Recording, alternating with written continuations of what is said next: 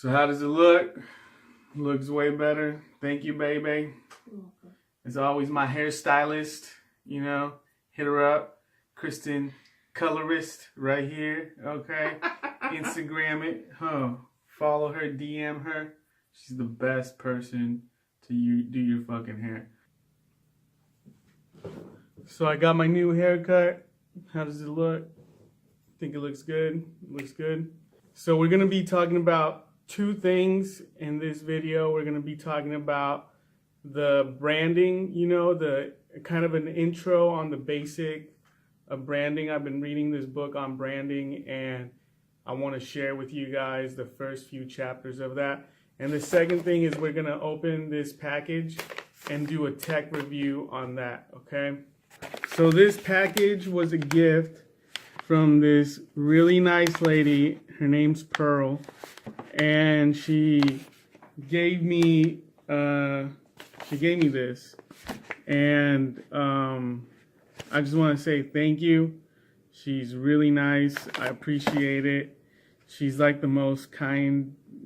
She's like the most generous, kindest person that you'll find on this planet. And you know, thank you for your gift, Pearl. And we're gonna open it up right now.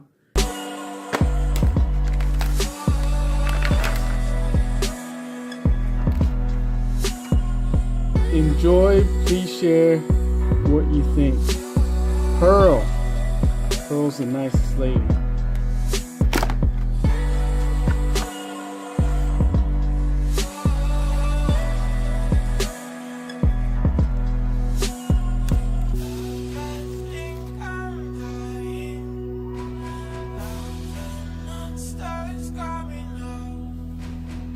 So this is the mobile phone telescope, and what it does, it clips onto your cell phone and you can see really far. I don't know the specs on it. There's really nothing on the box. I don't know if you guys have seen the commercial. It magnifies 12 times, so it has a magnification of 12x. You know, so we'll see. We're gonna go check it out, and you guys will get to see how this works. And it really works. It feels heavy already. I don't know how much it was. And like I said, it was a gift from this lovely lady right here, Pearl. But it feels pretty heavy. It feels like, because I have the other lenses, and this one feels a little bit more legit, like a little more expensive than those. The other lenses were around like 15, 20 bucks for 3 lenses. And this one, I don't know. This one's probably the same, but it feels pretty heavy. It feels a little bit better material. But we're going to go check this out, and you guys will get to see.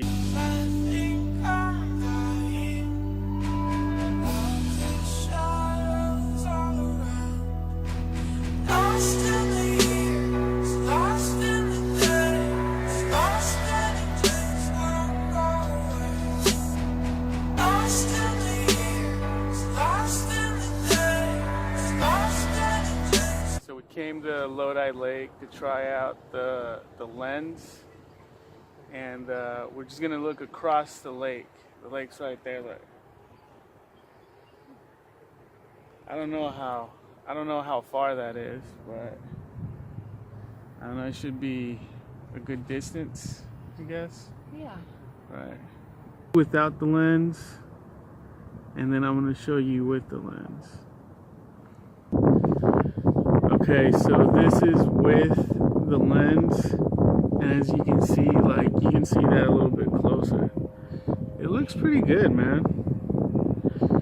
Did you zoom in? No, it's not even zoomed in. Oh, wow. Yeah, once you zoom in, like, it's hella good. Okay, so pretty much this is the review. It's good, it works good. It's just a pain in the butt to put on. The other lenses are easier because it's got a lower depth of field. Like, you can see stuff a little bit close up. This is meant to see like really far. So it's really hard to like set up, and then you can adjust the lens to like focus, right? But when you twist it to focus, it moves the whole lens from your actual phone, like the clipping part of it. So So it's not on there centered anymore. yeah, so it's not centered anymore, and it makes it a little bit harder to like to keep the image that you want. But it's good if you're trying to do something simple. If you set it up, maybe indoors so you can align it good. You can see hella far, like it's cool. Plus, if you like zoom in on your phone, it zooms in even more than what the actual scope says. The scope has a magnification of 12x, so you can get more than 12x out of that if you zoom in with your camera as well. But it's pretty good. I looked it up on Amazon and it said it was around $10. I don't know if that's the actual price for this one, but for $10, that's like a great price. Yeah, that's not bad. Yeah, that's a hella good price. But it's good. I like it. Thank you, Pearl, again. And I know you're awesome, dude. You're always hooking it up. I want to talk to you guys about the book that I've been reading, The Building a Strong Brand by David Aker. And I've gotten through the first 3 chapters of the book, and it's pretty much like it's stuff that we already kind of knew, but I still want to share it with you guys just in case, it's not that obvious or it's not that known to you. So it's creating a logo, standard of quality, and creating loyalty and of the consumer with your brand, right? So creating a logo, pretty much he's saying don't copy other people, create your own unique logo. Everybody, people that copy other people's logos or company names, like it becomes tacky, and it becomes it's like a taboo. It's something that you don't do. And then it becomes harder in the trademark, So that's the first thing, make it simple, make the logo simple, have it very basic. He gives an example of Kodak, which is just yellow background and black lettering, So that's the first thing, your logo. Come up with something come up with something clever, like something that relates to your company or your business or whatever you're doing, your channel, whatever you're doing, and have something clever that relates to that maybe tells the consumer what that is. The second part of it is quality standards. Like keep your quality standards very high in vlogs, videos, pages like that, like digital stuff that we're doing right now. That would be the quality of your videos. Editing style should be good. Your equipment, your editing software, your technique, all that stuff contribute to that. If it's a business where you're doing something, where you're selling something, then that would be a different quality standard. Maybe that your product is the best product possible, and that'll guarantee the consumer that in the sea of different options that they have, that yours is going to be the best ones, that you're not an amateur, that you're not a beginner, that it's a good quality standard. Now, if you're just beginning and you're an amateur like me, then that's okay. You can keep your quality standard low, but you should build upon it and make it better and better.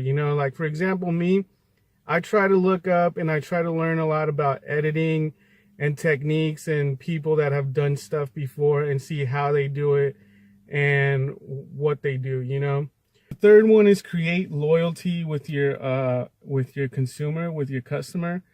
And so they gave an example about Nintendo. So when Nintendo came out, they had the Nintendo fan club, and that kind of hooked the consumer to purchasing more and more games and more Nintendo stuff, So it's a good way also to connect with your people and to kind of grow it, you know. A good example for the digital content creation field would be how people have their own little club, like the Logan Pauls, you know, or what do they call it?